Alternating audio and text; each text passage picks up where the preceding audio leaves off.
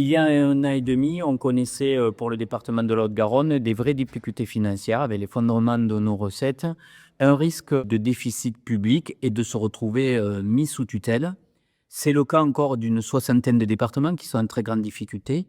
Et aujourd'hui, je suis très fier de pouvoir présenter un budget qui montre à la fois notre solidité, notre sérieux. On a pu tenir pour répondre à des missions essentielles, protéger les Haut-Garonnaises et les Haut-Garonnais et préparer l'avenir en investissant. La gestion rigoureuse que j'ai mis en place maintenant depuis fin 2024 porte ses fruits, les résultats sont là.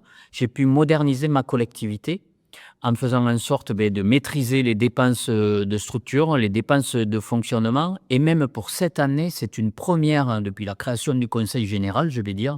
C'est moins 38 millions d'euros de frais de structure, de train de vie qu'on injecte pour répondre aux besoins sociaux, pour répondre aux besoins des Haut-Garonnaises et des Haut-Garonnais, par exemple en termes de création de casernes de pompiers, de recrutement de pompiers, on augmente ce budget-là. Et puis aussi, continuer à être un vrai investisseur public, continuer à faire des travaux. 2 collèges sont en cours de construction, Plaisance-du-Touche, Aucamville. Le pont de Mirepoix, les travaux vont être lancés à partir de septembre prochain. On va livrer le pont de fer de la Croix-Falgarde, la déviation de Bessières. Bref, on est un investisseur public majeur, solide de ces départements. Et c'est le crédit aussi de la gestion que j'ai mis en place. On peut être sérieux tout en restant volontariste en matière de politique publique.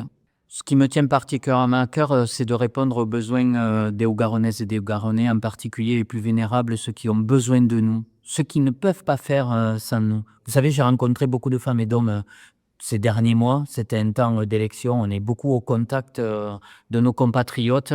J'ai beaucoup entendu dire qu'ils se sentent souvent seuls face aux difficultés du quotidien.